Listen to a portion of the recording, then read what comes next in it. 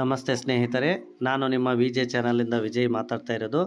ಇವತ್ತಿನ ವಿಷಯ ಏನಪ್ಪ ಅಂದರೆ, ಈ ಒಂದು ಟಿ ಸಿ ಜನ್ರೇಟ್ ಮಾಡೋಕ್ಕಿಂತ ಮೊದಲು, ಟಿ ಸಿ ಕೊಡುವುದಕ್ಕಿಂತ ಮೊದಲು ನಾವು SATS ಸ್ಯಾಟ್ಸ್ ವೆಬ್ಸೈಟ್ನಲ್ಲಿ, ನಮ್ಮ ಸ್ಕೂಲ್ ವೆಬ್ಸೈಟ್ನಲ್ಲಿ ಮಾಡಬೇಕಾದಂತಹ ಕೆಲಸಗಳು. ಮೊದಲಿಗೆ ಏನು ಮಾಡಬೇಕು, SATS ಅಂತ ಸ್ಯಾಟ್ಸನ್ನು ಓಪನ್ ಮಾಡ್ಕೋಬೇಕು. ಸ್ಯಾಟ್ಸನ್ನು ಓಪನ್ ಮಾಡ್ಕೊಂಡಾಗ ಲಾಗಿನ್ ಆಗಬೇಕು. ಲಾಗಿನ್ ಆಗಿ ನಮ್ಮ ಒಂದು ಶಾಲಾ ಒಂದು ಲಾಗಿನ್ ಆಗಬೇಕು.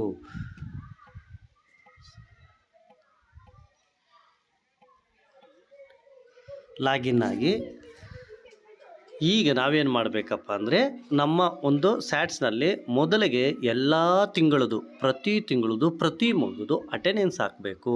ಪ್ರತಿ ತಿಂಗಳಲ್ಲೂ ಎಷ್ಟೆಷ್ಟು ದಿನ ಮಗು ಹಾಜರಾಗಿದೆ ಅಂತ ಇಲ್ಲಿ ನೋಡಿ. ಫಸ್ಟು ಸ್ಟೂಡೆಂಟ್ ಮ್ಯಾನೇಜ್ಮೆಂಟ್ಗೆ ಹೋಗಿ ಇಲ್ಲಿ ಅಟೆಂಡೆನ್ಸ್ ಡೀಟೇಲ್ಸ್ಗೆ ಹೋಗಿ ಅಟೆಂಡೆನ್ಸ್ ಎಂಟ್ರಿ ಫಾರಮ್ ಅಂತ ಬರುತ್ತೆ. ಇದ್ರ ಮೇಲೆ ಟಚ್ ಮಾಡಬೇಕು. ಇಲ್ಲಿ ಟಚ್ ಮಾಡಿದ್ಮ್ಯಾಗ ಕ್ಲಾಸ್ ವೈಸು ಸೆಕ್ಷನ್ ಅಂತ ಹಾಕಿ ಇಲ್ಲಿ ವರ್ಷವನ್ನು ಸೆಲೆಕ್ಟ್ ಮಾಡಿಕೊಂಡು ಸರ್ಚ್ ಮಾಡಬೇಕು. ಸರ್ಚ್ ಮಾಡಿಕೊಂಡಾಗ ಇಲ್ಲಿ ನೋಡಿ, ಪ್ರತಿ ತಿಂಗಳದು ಎಂಟ್ರಿ ಮಾಡ್ಕೊಂಡು ಹೋಗಬೇಕು. May, June, July, August, September, October, November, December, January, February, March, April, up to ಏಪ್ರಿಲ್ವರೆಗೂ, ಮೇಯಿಂದ ಏಪ್ರಿಲ್ವರೆಗೂ ಎಲ್ಲ ಅಟೆಂಡೆನ್ಸು ಎಲ್ಲ ಮಕ್ಕಳದ್ದು ಫಿಲ್ ಆಗಿರಬೇಕು. First one. Next second one ಸ್ನೇಹಿತರೆ, ಸೆಕೆಂಡ್ ಒನ್ ಏನಪ್ಪ ಅಂದರೆ, CC ರಿಸಲ್ಟ್ ಎಂಟ್ರಿ ಮಾಡಬೇಕು. ಸ್ಟೂಡೆಂಟ್ ಮ್ಯಾನೇಜ್ಮೆಂಟ್ಗೆ ಹೋಗಬೇಕು. ಅದೇ ಇದರಲ್ಲಿ CC ರಿಸಲ್ಟ್ಸ್ ಅಂತಿದೆ ನೋಡಿ, ಇಲ್ಲಿ ಹೋಗಬೇಕು. Generate result form, generate result ಫಾರಮ್ಗೆ ಹೋಗಬೇಕು. ಇಲ್ಲಿ ಏನು ಮಾಡಬೇಕಪ್ಪ ಅಂದರೆ, ಕ್ಲಾಸ್ ತಗೋಬೇಕು, ಆಮೇಲೆ ಮೀಡಿಯಮ್ ತಗೋಬೇಕು. ಯಾವ ಮೀಡಿಯಮ್ ಅಂತ, ಎಕ್ಸಾಮ್ ಯಾವುದು, FA1, FA2, FA3, FA4, S1, S2 ಈ ರೀತಿ ಎಲ್ಲ ಎಕ್ಸಾಮ್ಸನ್ನು ಸಹ ನೀವು ಎಂಟ್ರಿ ಮಾಡಲೇಬೇಕಾಗತ್ತೆ ಸ್ನೇಹಿತರೆ. ಇವು ಮೇಯ್ನು ಇವೆಲ್ಲ ಎಕ್ಸಾಮ್ಸನ್ನು ನೀವು ಕಂಪಲ್ಸರಿ ಹಾಕಿರ್ಬೇಕು ನೋಡಿ. FA1, FA2, FA3, FA4, S1, S2. Okay. Next ಫಸ್ಟ್ಗೆ ಏನಾಯ್ತು, ಅಟೆಂಡೆನ್ಸ್ ಹಾಕಿದ್ವಿ. ಆಮೇಲೆ ಇದು ಏನು CC ರಿಸಲ್ಟ್ ಎಂಟ್ರಿ ಮಾಡಿದ್ವಿ. ನೆಕ್ಸ್ಟ್ ಪಾರ್ಟ್ B ಹಾಕ್ಬೇಕು ಸ್ನೇಹಿತರೆ. ಮೂರನೇದೇನಪ್ಪ ಅಂದರೆ, ಪಾರ್ಟ್ B ಹಾಕಬೇಕು. ಈಗೇನು ಮಾಡಬೇಕಪ್ಪ ಅಂದರೆ, ನಾವು ಪಾರ್ಟ್ B ಅನ್ನು ಎಂಟ್ರಿ ಮಾಡಬೇಕು ಸ್ನೇಹಿತರೆ. ಪಾರ್ಟ್ B ಎಂಟ್ರಿ ಆಗಬೇಕಂದ್ರೆ ಮೊದಲಿಗೆ ಎಲ್ಲಿಗೆ ಹೋಗ್ಬೇಕು ನಾವು ನೋಡಿ, ಈ ಒಂದು SA2 ರಿಸಲ್ಟ್ ಅಂತಿದೆ ಇದರಲ್ಲಿ, ಇಲ್ಲಿ ಹೋಗಬೇಕು. SA2 ರಿಸಲ್ಟ್ ಹೋಗಿ ಇಲ್ಲಿ ಎಂಟರ್ ಆರ್ ಪಾರ್ಟ್ B ಅಂತ ಥರ್ಡ್ ಆಪ್ಷನ್ ತೊಗೋಬೇಕು.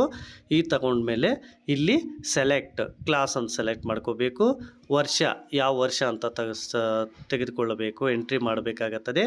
ಮತ್ತು ಯಾವುದು ಅಂತ ಸರ್ಚ್ ಹೊಡೆದ್ರೆ ಈ ಸರ್ಚಲ್ಲಿ ಈ ರೀತಿ ಪಾರ್ಟ್ B ಬರುತ್ತೆ ಸ್ನೇಹಿತರೆ. ಪಾರ್ಟ್ B ಎಂಟ್ರಿ ಮಾಡಬೇಕಾಗತ್ತದೆ ನೋಡಿ ಸ್ನೇಹಿತರೆ. ಮೊದಲಿಗೆ ನಾವೇನು ಮಾಡಿದ್ವಿ, ಫಸ್ಟ್ ಏನಂದ್ರೆ ಎಲ್ಲ ತಿಂಗಳು ಅಟೆಂಡೆನ್ಸ್ ಹಾಕಿದ್ವಿ. ಆಮೇಲೆ CC ರಿಸಲ್ಟ್ ಎಂಟ್ರಿ ಮಾಡಿದ್ವಿ.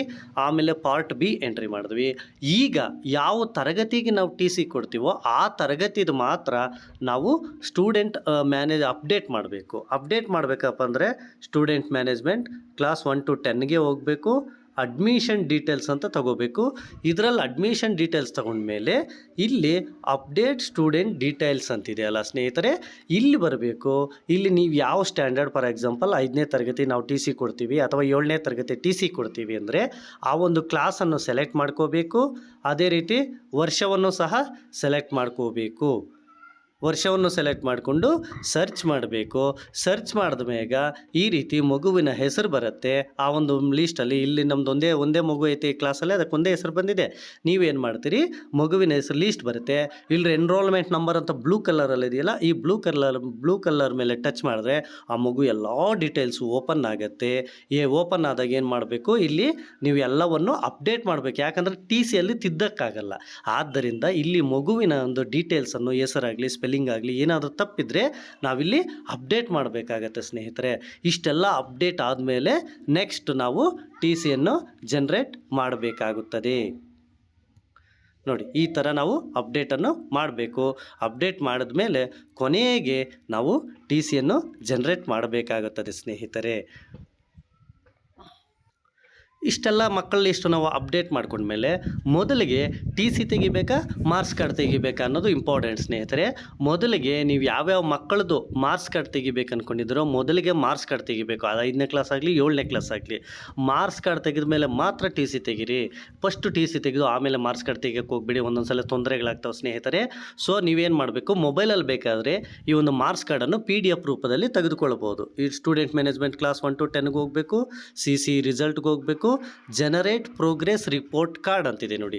ಈ ಜನರೇಟ್ ಪ್ರೋಗ್ರೆಸ್ ರಿಪೋರ್ಟ್ ಕಾರ್ಡ್ಗೆ ಹೋಗಿ ಇಲ್ಲಿ ಯಾವ ಕ್ಲಾಸು, ಫಾರ್ ಎಕ್ಸಾಂಪಲ್ 5ನೇ ಕ್ಲಾಸು, ಯಾವ ವರ್ಷ 2023-24 ಅಂತಿದೆ. ಇಲ್ಲಿ ಸರ್ಚ್ ಅಂತ ಕೊಡಬೇಕು. ಇಲ್ಲಿ ಸರ್ಚ್ ಅಂತ ಕೊಟ್ಟಾಗ ಈ ಮಗುವಿನ ಹೆಸರು ಬರುತ್ತೆ. ಇಲ್ಲಿ 2024-25 ಓಪನ್ ಆಗಬೇಕು ಸ್ನೇಹಿತರೆ. ಇದು ಹಿಂದಿನ ವರ್ಷ ನಾನು ಹೇಳ್ತಾ ಇರೋದು. ಈಗ 2024-25 ಇಲ್ಲಿ 2024-25 ವರ್ಷ ಓಪನ್ ಆಗುತ್ತೆ. ಆಮೇಲೆ ಇಲ್ಲಿ ವ್ಯೂ ಅಂತ ಇರ್ತದಲ್ಲ, ಇಲ್ಲಿ ವ್ಯೂಗೆ ಹೋದರೆ ಈ ವ್ಯೂವಲ್ಲಿ ಮಗುವಿನ ಪ್ರೋಗ್ರೆಸ್ ಕಾರ್ಡು ಈ ರೀತಿ ಡೌನ್ಲೋಡ್ ಆಗುತ್ತೆ. ಇಲ್ಲಿ ಡೌನ್ಲೋಡ್ ಮಾಡಿಕೊಂಡ್ರೆ ನಿಮ್ಮ ಮೊಬೈಲಲ್ಲಿ PDF ರೂಪದಲ್ಲಿ ಡೌನ್ಲೋಡ್ ಆಗುತ್ತೆ ಸ್ನೇಹಿತರೆ. ಈ ರೀತಿ ಡೌನ್ಲೋಡ್ ಆದಮೇಲೆ ಮತ್ತೆ ನೀವು TC ಪ್ರಿಂಟ್ ತೆಗಿಯೋಕ್ಕೆ ಹೋಗಬೇಕು. ಮೊದಲಿಗೆ ಎಲ್ಲ ಮಾರ್ಕ್ಸ್ ಕಾರ್ಡ್ಗಳನ್ನು PDF ರೂಪದಲ್ಲಾಗಲಿ ಪ್ರಿಂಟ್ ಆಗಲಿ ತೆಗೆದುಕೊಳ್ಳಿ.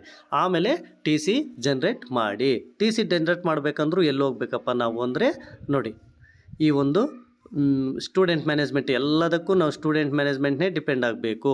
ಸ್ಟೂಡೆಂಟ್ ಮ್ಯಾನೇಜ್ಮೆಂಟ್ಗೆ ಹೋಗಿ ಇಲ್ಲಿ ಲಾಸ್ಟ್ ಆಪ್ಷನ್ ಇದೆ ನೋಡಿ, ಟ್ರಾನ್ಸ್ಫರ್ ಸರ್ಟಿಫಿಕೇಟ್ ಅಂತ. ಟ್ರಾನ್ಸ್ಫರ್ ಸರ್ಟಿಫಿಕೇಟ್ ಅಂತ ಹೋದರೆ ಇಲ್ಲಿ ಇಂಡಿವಿಜುವಲ್ ಸ್ಟೂಡೆಂಟ್ TC ಇಶ್ಯೂ ಅಂತಿದೆ ನೋಡಿ. ಇಲ್ಲಿ ನಾವು ಟೈಪ್ ಮಾಡಿದಾಗ ಆ ಮಕ್ಕಳ ಹೆಸರೆಲ್ಲ ಬರುತ್ತೆ.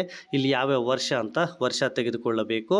ಇಲ್ಲಿ 2023-24 ಅಂತಲೇ ಇದೆ. ಇನ್ನು 24-25 ಬಂದಿಲ್ಲ ಸ್ನೇಹಿತರೆ ಇಲ್ಲಿ. ಅದಕ್ಕೆ ನೀವೇನು ಮಾಡಬೇಕು, ಈ ವರ್ಷ 2024-25 ಓಕೆ ಮಾಡಬೇಕು. ಎಲ್ಲ ಆಪ್ಷನ್ಸ್ ಕೊಟ್ಟರೆ ಒಂದೊಂದು TCನೇ ಇಶ್ಯೂ ಮಾಡಬೇಕು. ಇಷ್ಟು ನಾವು ಈ ಒಂದು TC ಕೊಡೋದಕ್ಕಿಂತ ಮೊದಲು ಇಷ್ಟು ಕೆಲಸ ಮಾಡಬೇಕು ಸ್ನೇಹಿತರೆ. ಮೊದಲಿಗೆ ಏನು ಮಾಡಬೇಕು, ಪ್ರತಿ ಮಗುದು ಅಟೆಂಡೆನ್ಸ್ ಹಾಕಬೇಕು.